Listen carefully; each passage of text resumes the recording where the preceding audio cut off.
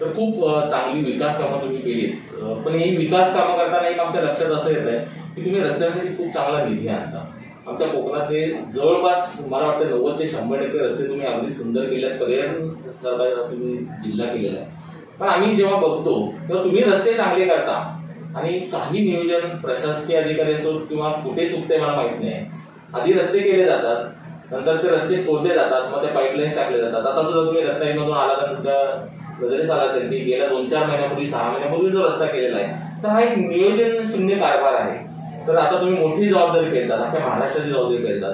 तर मला असं वाटतं की पूर्ण महाराष्ट्रभर काम करताना हा जनतेच्या पैशाची नासधूस आहे. पहिला पाईपलाईन टाकली पाहिजे किंवा ते नियोजन आधी केलं पाहिजे, मग रस्ते चांगले केले पाहिजेत. तर या संदर्भात अख्ख्या महाराष्ट्रामध्ये हा प्रश्न सोडवायचा असेल, नियोजन करायचं असेल की जेणेकरून या आपल्या लोकांच्या किंवा शासनाच्या पैशाची कुठेतरी नासधूस होऊ नये आणि तुम्ही जे चांगलं काम केलंय, रस्ते केलेले आहेत, लोकांच्यासाठी सुविधा सुद्धा केल्या आहेत, त्या परत त्याच्यासाठी खर्च करावा लागून. तर यासाठी तुमचं काय?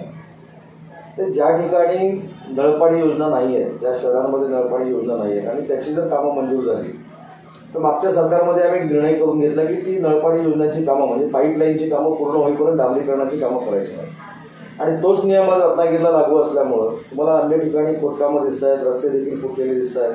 पण ज्यावेळी नळपाणी योजनेचं 73 कोटीचं काम पूर्ण होईल आणि त्याच्यानंतर ज्यावेळी डांबरीकरण किंवा कॉम्प्युटीकरण होईल, ते मला असं वाटतं की ते रस्ते नक्की 10-12 वर्ष टिकतील.